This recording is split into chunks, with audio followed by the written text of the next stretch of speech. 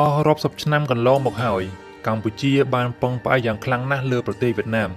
ដើម្បីដឹកជញ្ជូននាំចេញភោគផលពាណិជ្ជកម្មរបស់ខ្លួនទៅកាន់ទីផ្សារពិភពលោកត្បិតភាពអំណោយផលនៃភូមិសាស្ត្រផ្នែកខាងក្រោមនៃប្រទេសនេះគឺមានទន្លេមេគង្គហូរឆ្លងកាត់ទៅកាន់សមុទ្រជិតខាងត្បូងក៏ដូចជាមហាសមុទ្រប៉ាស៊ីហ្វិកប៉ុន្តែភាពពឹងអាស្រ័យនេះក៏ប្រហែលនឹងប្រទះនៅសេចក្តីបញ្ចប់ត្រឹមតែរយៈពេលពី3ទៅ4ឆ្នាំខាងមុខនេះបទរដ្ឋាភិបាលកម្ពុជាបានចាប់ផ្ដើមដំណើរការកសាងគម្រោងប្រជិកហ្វូណនតេជោដែលនឹងភ្ជាប់ពីតំបន់ភាគកណ្ដាលនៃប្រទេសដែលជាមជ្ឈមណ្ឌលនៃការផលិតទៅភាគនិរដីនៃប្រទេសដែលជាច្រកនាំចេញក្នុងប្រវែងជាង180គីឡូម៉ែត្រប្រជិកហ្វូណនតេជោគឺជាមហាគម្រោងមួយពោពេញបរិបូរដោយមោទនភាពជាតិត្បិតប្រជិកទំនើបគឺមិនដែលធ្លាប់បានកសាងសោះឡើយក្នុងប្រវត្តិសាស្ត្រព្រមទាំងជាគម្រោងដ៏សំខាន់ណាស់សម្រាប់រដ្ឋាភិបាលខ្មែរអាណត្តិទី7ដែលត្រូវជំនះសាងសង់ឲ្យខាងតែបានបទប្រជិកនេះប្រហែលនឹងក្លាយជាកេរដំណែលយ៉ាងធំសម្បើមមុនគេបំផុតហើយដែលរដ្ឋាភិបាលបន្តវេនដឹកនាំដោយស្នេហ៍ហ៊ុនម៉ាណែតសម្រេចបានក៏ប៉ុន្តែប្រជិកនេះគឺមានតម្លៃលើពីនិមិត្តរូបនៃសេចក្តីមោទនៈមិនខុសពីប្រជិកប៉ាណាម៉ាឡើយក្រោយពីប្រជិកនេះដាក់ដំណើរការបានជាស្ថាពរចរន្តពាណិជ្ជកម្មតំបន់នឹងផ្លាស់ប្ដូរទិសហើយកម្ពុជានឹងផ្លាស់ប្ដូរអនុភាពពាណិជ្ជកម្មក្នុងតំបន់ដែលធ្លាប់តែសូមអាស្រ័យដែនដីសណ្ដោទន្លេមេគង្គរបស់ប្រទេសវៀតណាមធ្វើជាដង្ហើមរបស់ខ្លួនទៅជាប្រទេសដែលមានម្ចាស់ការយ៉ាងណែនពេញដៃដើម្បីគ្រប់គ្រងរាល់ការនាំចេញទៅក្រៅប្រទេសតាមប្រព័ន្ធដឹកជញ្ជូនតាមផ្លូវទឹកជាប្រទេសដែលសម្បូរដោយធនធានធម្មជាតិដ៏កម្រប្លែកៗកម្ពុជាពិតជាមានទំនិញច្រើនណាស់ដែលត្រូវធ្វើការនាំចេញទៅកាន់ទីផ្សារអាស៊ីអឺរ៉ុបនិងអាមេរិកប៉ុន្តែប្រជិកហ៊ូណនគឺទទួលបានការព្រមព្រៀងឧបត្ថម្ភយ៉ាងធំពីប្រទេសចិនតាមរយៈមហាគម្រោងខ្សែក្រវ៉ាត់នឹងផ្លូវដែលបានធ្វើឲ្យអាមេរិកនិងវៀតណាមដែលជាសម្ព័ន្ធមិត្តពិតជាមានក្តីបារម្ភយ៉ាងខ្លាំងណាស់ខ្លាចក្រែងតែមានរឿងស៊ីជម្រៅណាមួយនៅពីក្រោយកិច្ចព្រមព្រៀងនេះទោះបីជាមួយរយៈចុងក្រោយនេះគម្រោងនេះមានភាពស្ងប់ស្ងាត់ដែលបង្កជាក្តីមន្ទិលខ្លាចក្រែងតែមានភាពរាំងស្ទះណាមួយប៉ុន្តែក្រោយពីដំណើរទស្សនកិច្ចផ្លូវរដ្ឋពីលោកប្រធានាធិបតីចិនលោកស៊ីជីនពីងកាលពីពាក់កណ្ដាលខែមេសាកន្លងទៅនេះគឺបានសរបញ្ជាក់យ៉ាងច្បាស់ថាប្រជិកប្រវត្តិសាស្ត្ររបស់កម្ពុជាប្រកាសជានឹងផុសឡើងដោយមិនអាចនឹងមានអ្វីមករារាំងបានឡើយ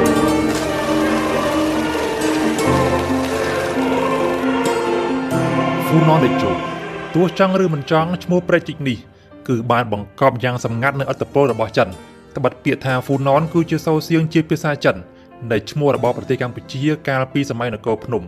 ដូច្នេះប្រកាសណាស់វាគឺជានិមិត្តរូបនៃឥទ្ធិពលប្រវត្តិសាស្ត្រព្រមទាំងការពង្រីកឥទ្ធិពលជាបន្តបន្ទាប់របស់ចិនមកលើនគរកម្ពុជាក្នុងតម្លៃប្រមាណ 1.7 ពាន់លានដុល្លារមហាគម្រោងប្រជិកនេះលាតសន្ធឹងក្នុងចម្ងាយប្រមាណ180គីឡូម៉ែត្រពីរាជធានីភ្នំពេញទៅកាន់ទីក្រុងមាត់សមុទ្រនៃខេត្តកែបដែលប្របគ្នានឹងឈូងសមុទ្រថៃជាមួយនឹងមហិច្ឆតាចង់ក្លាយជាប្រទេសផលិតកសិផលកំពូលទាំង10របស់ពិភពលោកកម្ពុជាពិតជាត្រូវការណាស់នៅផ្លូវទឹកមួយខ្សែដែលអាចឆ្លងកាត់ទាំងរាជធានីដែលជាមជ្ឈមណ្ឌលនៃការផលិតព្រមទាំងឆ្លងកាត់ទឹកដីភូមិសាស្ត្រនានាដែលជាតំបន់មានអានុភាពផ្នែកកសិកម្ម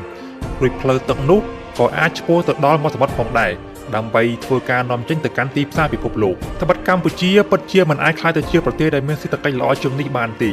បើយើងនៅតែពឹងផ្អែកតែលើការដឹកជញ្ជូនតាមផ្លូវគោកព្រោះការចំណាយខ្ពស់រីឯប្រព័ន្ធផ្លូវដែកក៏មិនទាន់មានភាពទំនើបនៅឡើយដែរជាប្រទេសនៃមហាអនុតំបន់ទន្លេមេគង្គអស់រាប់ពាន់ឆ្នាំកន្លងមកហើយកម្ពុជាពិតជាពឹងផ្អែកយ៉ាងច្រើនណាស់លើទឹកទន្លេមេគង្គសម្រាប់ការរស់នៅព្រមទាំងការធ្វើពាណិជ្ជកម្មហើយច្រកដង្ហើមធំសម្រាប់ការនាំចេញរបស់កម្ពុជានោះគឺជាច្រកនៅម្ដុំដីសណ្ដោទន្លេមេគង្គត្រង់ភាគខាងត្បូងនៃប្រទេសវៀតណាមនោះឯងបរិបទនេះគឺមានន័យស្មើនឹងសញ្ញកបៀពាណិជ្ជកម្មខ្មែរគឺស្ថិតក្រោមអំណាចនៃការគ្រប់គ្រងចាត់ចែងរបស់ប្រទេសវៀតណាមហើយបើកម្ពុជានៅតែសំងំបែបនេះហើយទោះជាយើងខំប្រឹងផលិតយ៉ាងណាក៏ដោយប្រសិនបើវៀតណាមផ្ទុកមិនឲ្យនាំចេញនោះគ្រប់យ៉ាងក៏គង់តែនឹងអាសាបង់ដដែល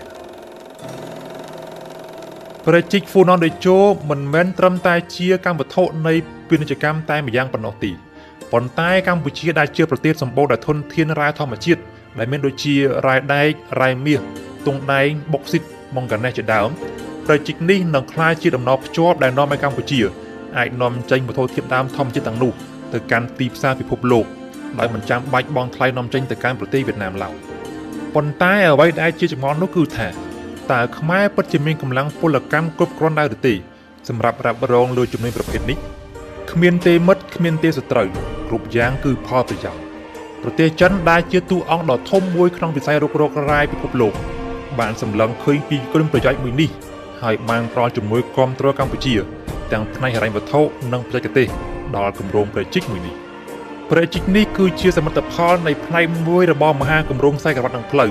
ហើយដើរស្របតាមយុទ្ធសាស្ត្រខ្សែក្រវ៉ាត់គុជខ្យងឬ String of Pearl ដែលជាយុទ្ធសាស្ត្រនៃការបង្កើតនិងអភិវឌ្ឍបណ្ដាញកំពង់ផែក៏ដូចជាមូលដ្ឋានទ័ពដើម្បីពង្រីកឥទ្ធិពលនៅទូទាំងតំបន់អាស៊ីប៉ាស៊ីហ្វិកហើយគម្រោងកំពង់ផែនៅប្រទេសមីយ៉ាន់ម៉ាស្រីលង្កាប៉ាគីស្ថានអារ៉ាប់រួមកេនយ៉ានិងប្រទេសឌីជីបូទីគឺសុទ្ធតែជាផ្នែកមួយនៃយុទ្ធសាស្ត្រខ្សែក្រវ៉ាត់គុជខ្យងនេះឯប្រជាជនរបស់កម្ពុជានេះក៏ជាផ្នែកមួយទៀតនៃល្បែងផ្គុំរូបនៃឥទ្ធិពលរបស់ប្រទេសចិនទាំងលើផ្នែកសេដ្ឋកិច្ចនិងយោធាពិភពលោករឿងនេះបានធ្វើឲ្យមន្ទីរបញ្ចកម្មរបស់សហរដ្ឋអាមេរិក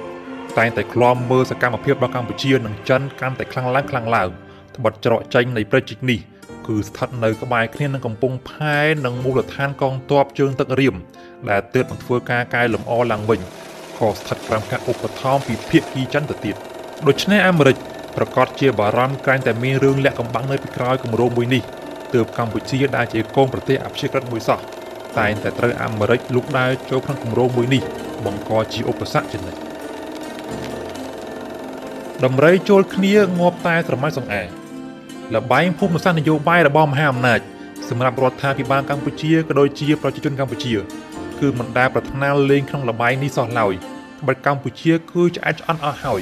នៅសេចក្តីមហន្តរាយប្រទេសមួយទាំងមូលនៅចន្លោះទសវត្សរ៍ទី70ដោយការប្រជែងគ្នារវាងមហាអំណាចនេះឯងកម្ពុជានៅពេលនេះគឺចង់បានតែម្យ៉ាងប៉ុណ្ណោះនៅភាពរីកចម្រើនសុភមង្គលនិងសន្តិភាពហើយមហាអំណាចចិនដែលជាសម្ព័ន្ធមិត្តដៃថែបនិងប្រពៃណីរាប់សិបឆ្នាំកន្លងមកនេះតែងតែផ្ដល់វាមកកាន់កម្ពុជាជានិច្ចក្រៅតែពីគម្រោងប្រជិកហ្វូណនតេជោនេះចិនតែងតែជួយគាំទ្រកម្ពុជាលើការស្ថាបនានានាដូចជាផ្លូវថ្នល់រោងចក្រឧស្សាហកម្មព្រមទាំងអាកាសយានដ្ឋានដូចជាអាកាសយានដ្ឋានអន្តរជាតិសៀមរាបអង្គរក៏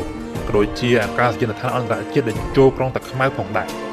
ចាប់តាំងពីកិច្ចព្រមព្រៀងពាណិជ្ជកម្មសេរីកម្ពុជាចិនបានចាប់ផ្ដើមនៅឆ្នាំ2022កន្លងមករនាំងពន្ធគយបានធ្លាក់ចុះ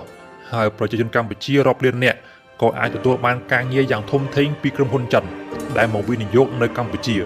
ហើយជារឿងដែលមិនអាចប្រកែកបានចិនពិតជាអ្នកដែលបានជំរុញកំណើន GDP កម្ពុជារហូតស្ទុះឡើងវ៉ាប្រទេសឡាវនិងមីយ៉ាន់ម៉ានៅពេលបច្ចុប្បន្ននេះឥទ្ធិពលចិនបានស្ទុះឡើងខ្លាំងក្នុងតំបន់ឥណ្ឌូចិនគឺវាមិនបានធ្វើឲ្យវៀតណាមដែលតែងតែចាត់ទុកខ្លួនថាជាបងធំក្នុងតំបន់សប្បាយចិត្តនោះទេក្រៅតែពីប្រឈមនឹងការបាត់បង់ផ្លូវពាណិជ្ជកម្មពីកម្ពុជាវៀតណាមបារម្ភណាស់ក្រែងឡាវនឹងផ្លាស់ប្ដូរចរន្តពាណិជ្ជកម្មរបស់ខ្លួនដែរត្បិតឡាវក៏មិនខុសពីកម្ពុជាទេដែលតែងតែពឹងផ្អែកវៀតណាមធ្វើជាច្រកសេដ្ឋកិច្ចរបស់ខ្លួនតែពេលនេះយ៉ាងហោចណាស់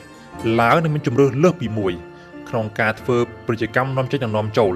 ហើយអំណាចរដ្ឋបាលទីក្រុងហាណូយក៏លែងសូវមានទម្ងន់ទៀតដែរមកលើរដ្ឋអំណាចទីក្រុងវៀងច័ន្ទនិងរដ្ឋអំណាចទីក្រុងភ្នំពេញដើម្បីជាលែននៃរនាំងឧបសគ្គដល់ការស្ថាបនាប្រជិកវៀតណាមតែងតែអះអាងនៅក្តីបារម្ភថាប្រជិកនេះនឹងអាចកាត់បន្ថយកម្រិតទឹកទន្លេមេគង្គក្នុងរដូវប្រាំងដែលគំរាមកំហែងដល់ការផ្គត់ផ្គង់ទឹកនិងផលិតកម្មស្រូវដែលស្មើនឹង 90% ឯណោះនៃការនាំចេញស្បៀងអាហាររបស់ខ្លួនជាមួយនឹងការកើនឡើងនៃឥទ្ធិពលរបស់ចិនក្នុងប្រទេសកម្ពុជាឡាវនិងភាពតឹងតែងនៅតំបន់សមុទ្រខាងត្បូងវៀតណាមតែងតែគិតថាខ្លួនគឺកំពុងនៅក្នុងគ្រោះថ្នាក់នៃការឡោមព័ទ្ធពីប្រទេសចិនជានិច្ចនោះហើយដែលជាមូលហេតុដែលវាបង្កជាភាពក្តៅក្រហាយដល់សហរដ្ឋអាមេរិកដែលជាអតីតសត្រូវនឹងគ្នាកាលពីជំនាន់សង្គ្រាមវៀតណាមមកក្លាយជាសម្ព័ន្ធភាពចាក់ទឹកបន្លិចក្នុងពេលបច្ចុប្បន្ននេះ